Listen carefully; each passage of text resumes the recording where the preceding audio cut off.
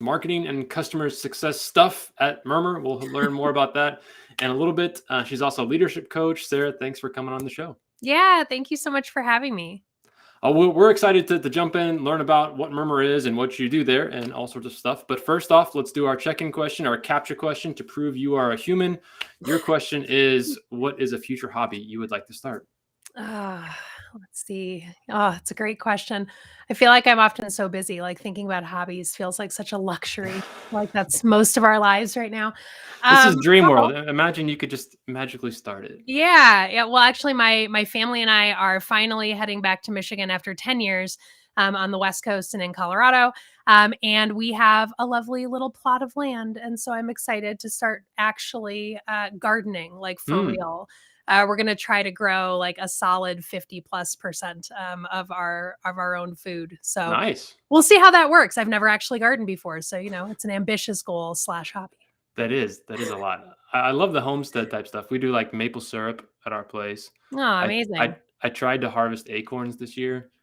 They have spoiled, so that didn't work. Yeah.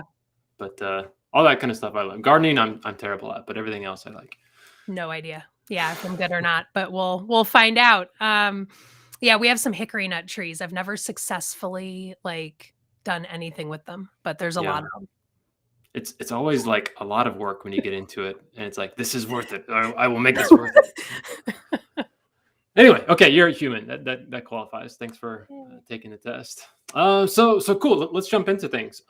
So I know we're going to be talking about Murmur a little bit. So why don't you just tell us a little bit about what it is, introduce that Yeah. to everyone. Yeah, absolutely. So Murmur is a SaaS startup. We are really focusing on how to help people work more effectively together through the power of what we're calling agreements. So if you've done sociocracy before, if you've looked at holacracy before, you might be your participatory governance in any way. You're probably familiar with the concept of agreements.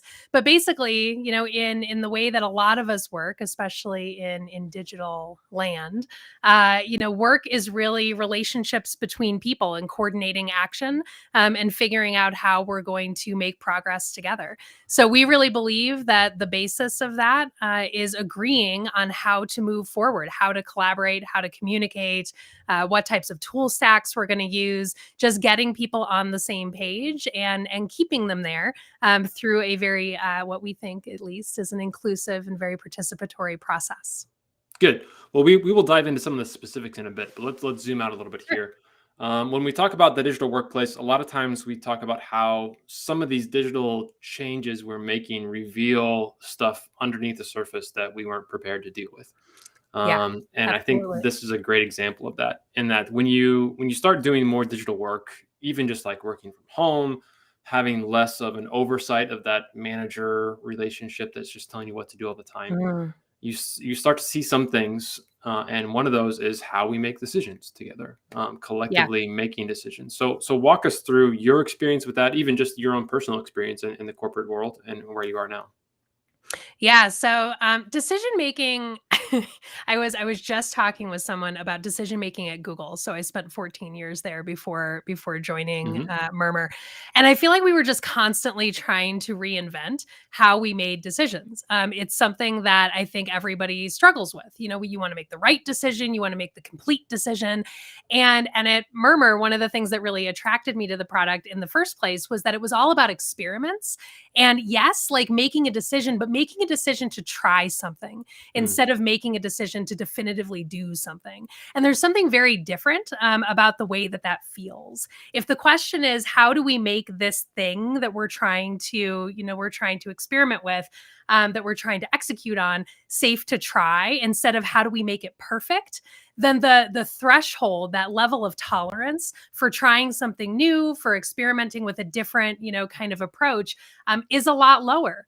And I think that's a good thing. I watched as Google, just as an example, grew from, 6,000 people when I started to over 140,000 when I left. And that ship got really big and it got really Mm. slow. And trying to turn the ship just got harder and harder and harder. So trying to make a lot of these centralized, cross-functional decisions, we create almost like this false sense of importance around it, where it's like, well, we can't experiment because there's just so many people. And the reality is that that's just not true. We can try stuff, move more quickly, look for those initial signals that something's working and something's not. But the kicker is that you have to be willing to change it when you find out that something's not working. You have to be willing to put your hand up and say, you know what? My idea didn't pan out, and that's Mm, okay. It's okay to change something after you've tried it for 2 weeks, a month, 3 months. It's a lot harder when you're putting in place a multi-year project that you don't want to change before it's had kind of time to spread its wings. The last thing I'll say on this is that I think that team involvement, like true involvement, not just checking the box, like so and so has seen this, but have they actually contributed to it, is really important. And Murmur's really focused on consent-based decision making. So again, it's not about consensus. It's not about making everybody happy or crafting sort of this perfect way forward. It's about, is what we're proposing safe to try within the time frame that we're proposing to try it? And something might be safe to try for somebody when they're looking at a 2 week or maybe even 2 month time frame, but it wouldn't be safe to try for them if we're looking at 2 years. yeah. Unpack that a little bit more. The difference Sure. between consensus and consent. Yeah, yeah. So consensus is really about getting everybody to be happy, is the way that we kind of typically think Right. about it. I'll be totally honest. I'm not sure if that's actually in the definition. I'm probably not. But it's really the way that we implement sort of consensus based decision making in business is we're trying to get everybody to be happy with everything, to feel comfortable. You'll often hear that, like when a facilitator is facilitating a consensus based process, they'll say, well, how does everyone feel? Does everyone feel comfortable? The idea behind consent is not about feeling comfortable. We actually want you, and we think there's value in feeling uncomfortable. It's really more about, are we within sort of your range of tolerance? Is this safe to try? Not is it the perfect solution? Not is it, something that again you feel comfortable with or that you're happy about, but is this something that you feel that the team could experiment with, learn from, which is really again like the purpose of doing a lot of this stuff. What can you learn about making things better? And then is it something that is not going to cause like irreparable harm to the team? So oftentimes we have a little objection consent, modal within Murmur. It's part of the Murmur method process. And one of the things that we do is we have like this little objection test. And if somebody objects to a proposal, the first question that they're asked is, okay, well, is it something that's going to cause harm? Is it harm that will be difficult to recover from or probably pretty easy to recover from? Is it harm that's going to be immediate, or is it going to be really far into the future? So consent is about, can you get on board with giving this a shot? Not, do you necessarily agree and feel good about everything that's being proposed? Yeah, that's good. Let's get into the idea of who makes the decision, and Mm, specifically, you brought up the idea of equity. In that, I feel like, for the most part, when you look at how organizations have made decisions, it's always kind of comes back to, okay, whoever's that highest paid person in the room or whatever, that yeah. you have to make that call, and sometimes that's the person forcing the decision on other people, and other times it's everyone else abdicating and saying, I'm not going to make it the call, you make it. Um, so tell us about a better approach to decision making rather than just saying, hey, one person's got to make the call on this. Yeah. Yeah. So this consent-based approach, like in terms of the inclusion element, everybody has an equal opportunity to be able to ask questions, to make suggestions, and to say whether or not I consent or object.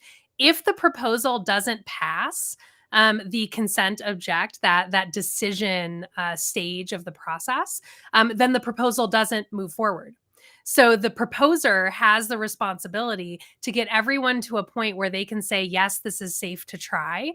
Salaries, hierarchy, like none of that plays into the way that Murmur works. we're actually trying to figure out, what are some of the ways that we can configure the system and customize the system so that if you do have, let's say, like a psychologically unsafe, kind of environment that you're operating in, or you do have a highly, hierarchical and bureaucratic sort of, decision making structure, what can we do within the tool to help pull that apart a little bit, to help dismantle it, so that everybody does have that voice.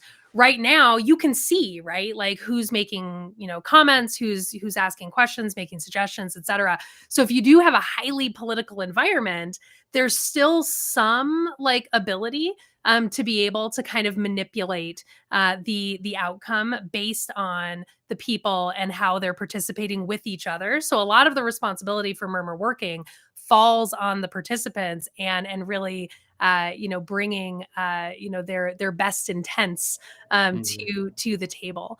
And we're experimenting with a lot of our early beta testers on like, okay, so let's say that you didn't have the good psychological safe environment that you have currently. Like, what would you like to see Murmur do differently in order to kind of facilitate that? All right. So, in a lot of ways, I feel like Murmur is for people who really want to do this well and already have a bias towards wanting to do that. So, I want to get into this idea because you're Mm, building a product, but you're also trying to influence people at the same yeah, time, which is a very doing three noble things quest, to just for do. fun. Yeah, just for this came up when we were doing some reviews of other tools of noticing, Yeah, okay, this tool has a certain bias and they are very upfront and open with that bias. Yours would be more towards consent based decisions and towards equitable decision making and this yeah. process that you have. At what point do you feel like the tool can influence the culture?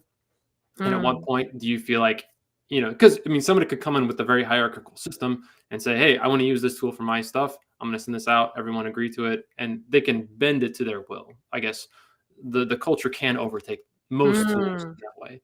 So, what's been your approach as you work on the actual product side of it yeah. to acknowledge that and push those limits as far as you can? Yeah, that's such a good question. I've been thinking about this a lot lately. We've been building in kind of in-app nudges for folks and advice, and we're starting to work on building out our help center and like really talking about those opinions. I would say we're a highly opinionated tool Hmm. around what we believe is the best way to make decisions for a team, for people. Um, so the thing that I've noticed in working with our customers, so I'll sort of answer this in two parts. So one, what I've noticed, and one, what I think is going to happen next. So what I've noticed is that if are issues within the culture, then Murmur shines an incredibly blinding light on those issues because you can't really escape them. Like Mm, based on the way that the process works and how it is segmented into kind of these different rounds leading up to that consent or object moment, there's nowhere to hide. So the passive aggressive behavior, the sort of power dynamics, all of it is very much in plain sight within the tool, as long as the team is participating. Now, if the team is just like not touching anything, so let's say that you do have a situation like the one that you just described, where somebody goes in and they're like, "I'm just going to make a bunch of decisions, and you all have to agree to them." I mean, technically they don't. What is that person going to do? Like go and sit next to them at their computer and press the button that they agree? Like they don't have to, but they could, because Murmur is also a timed process. So if people don't interact, if they don't participate and contribute within the time that the tool allows, and there's control over that, obviously, on the team side, then they would consent by default.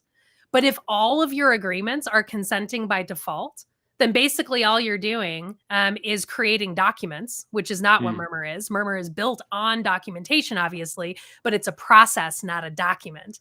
yeah. And so if you're just building documents, then just go build them in a document editor. Like the agreement piece of it, the consent piece of it just doesn't even matter in that instance. But what I'm noticing with our current customers is in toxic environments, that toxicity is just coming right up to the surface. And so I've actually got several teams right now that even though this probably isn't like a scalable thing that we'll do for the foreseeable future, I'm doing like team coaching with them, and I'm Yeah. coaching their CEO, and I'm coaching their chief people officer, and sitting down and saying, hey, here's why I think you're seeing what you're seeing. Talk to me a little bit about like what you see in other parts of interaction and communication with your team, and what have you noticed in Murmur that's either similar or different to some of the potentially like unproductive behavior that you're seeing in other parts of the business. So shines that light, like, and it's like, okay, we can either, and I've got some teams that are like, yep, we want to fix this. This has really brought it to the forefront that like, man, we have some team issues and we need to actually work on us a little bit. Murmur's not going to fix it, but it certainly highlights every single time you go into that tool that there's a culture problem that you need to work on. Yeah. Wow. That is a tough place to be with. And I really appreciate the work that you're doing it and helping people realize those things. When it comes to this collective decision making, you talked about being at Google, at being at a big place. At some level, it sounds like, okay, these big decisions, that's something like once we have a legal team in, or once we like have like a established HR team in, then we need to make these decisions. But like at what point in the team, I'm just thinking about smaller teams that are there, is it important to establish these decisions? And at what point can you still kind of flow with it for a while? Yeah. This is it's such a funny question. Also a great question. Because I don't think I have like a perfect answer to it. Like we started asking this question very soon after I joined the team at the beginning of the year. Like who is our ideal target customer? Like what stage are they at? How many people are they at? Like how long has this company been around? Is there anything to do with like the industry that they're in? Like who's the best champion within the company? And what we've noticed is that there's not so much of like a demographic when it comes to Murmur's ideal customer, but there's definitely what I would call a psychographic. I thought you were going to say that. It was in my head. Like, there's a mindset that like our ideal person comes to the tool with, which is I want to build better. I want to build a better team. I want to make work more wonderful. I see that there is a place for me to improve, for me to learn, and for us to do this better than what I've seen in the past. And I think that when that happens really depends on the team itself. So I'll give you a couple of just kind of examples, like archetypes of what we've seen so far, and your listeners can make a determination of their own, perhaps, if it's a good fit for them. So we've had teams all the way from 2 up into like, the thousands who have come into Murmur during our beta test.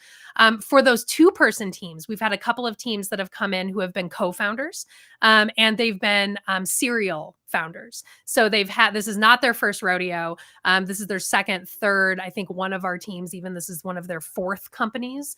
And they've come in and said, we know how important it is for us to have agreement as a founding team for how the company gets built out, both in terms of culture and in terms of scaling.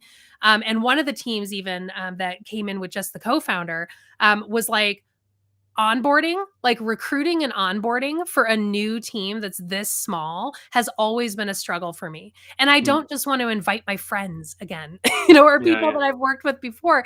This particular founder was incredibly committed to diversity and to bringing in different perspectives than he had brought to his companies previously. And he's like, my network is lacking.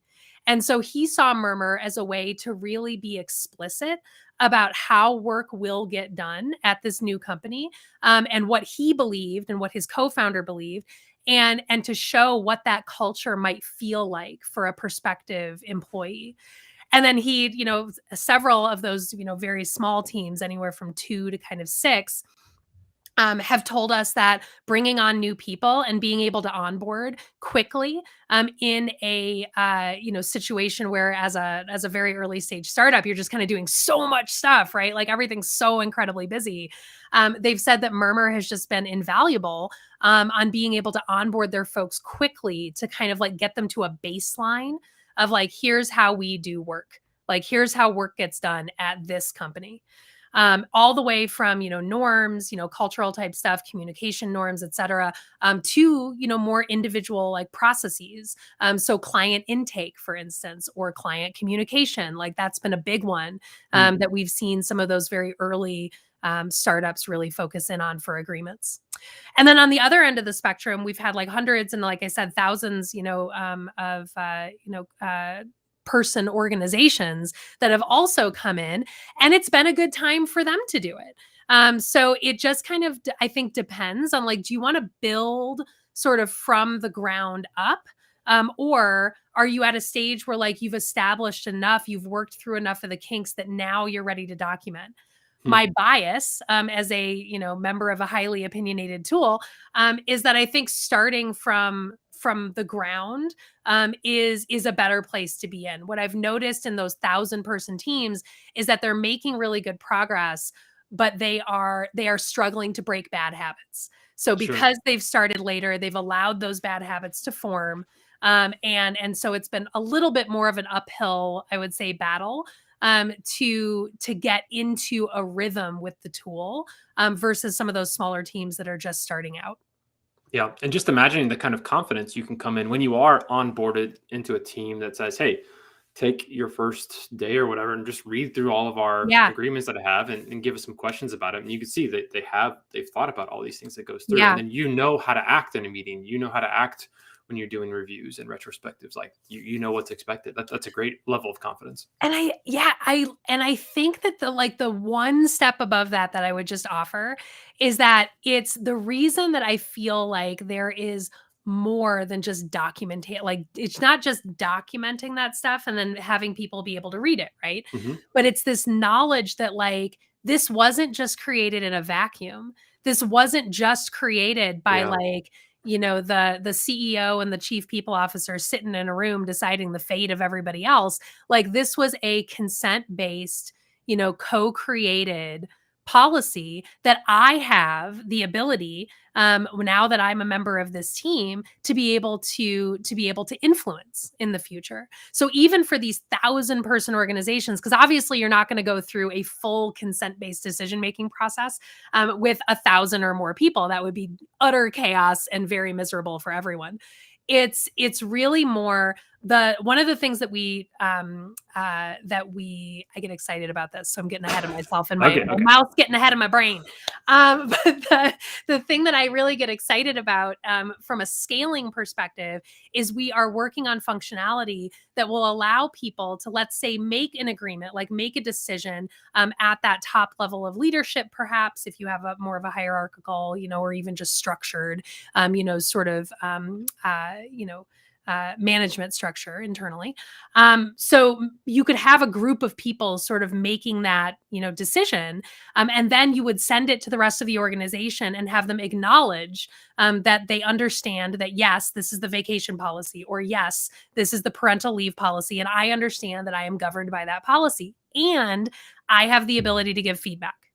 And so if after 3 months, you as the decision-making body for the vacation policy, let's say, take a look at all the feedback and you are thinking, wow, this is working great. This was so good. We did such a good job. And everybody's feedback is complete garbage. Then that's a really good signal to you. Like, ooh, we're a little out of touch, like with what the people actually want. Okay. How do we iterate on this? And you've got all of that input from everybody right there, specifically tied to that agreement, as opposed to more vaguely interpreted from like your annual employment, kind of employee experience survey. Yeah. And even seeing that history behind the decisions that are there. Like Yes, a lot of times you're just saying, hey, here's our PTO policy. Yeah. But you don't It's know empowering. that's gone under like 10 revisions in the last year. And we've been trying and experimenting with a lot of different stuff. And so Right. that's going on. This company is willing to change and they're willing to listen to me. Like that's very motivating and empowering for folks, especially for new folks in this remote, world that we all find ourselves in, which I personally love. We can talk about that on another one. But yeah, I think like, especially in this remote world where you don't have that in person always, kind of ability to to kind of find your place and find your voice, like being able to see, wow, they care about what I have to say and they're willing to change things based on what I have to say. Like that's a big deal. Yeah, for sure. Oh, you talked about 1,000 people is too chaotic to make a single decision. Yeah. 2 people is enough. Is there kind of like that sweet spot? Do you feel like when the chaos is still worth it to add in more people? Yeah, so we have very tentatively, because we're still super early and very much learning what works and what doesn't. So this may change because everything changes.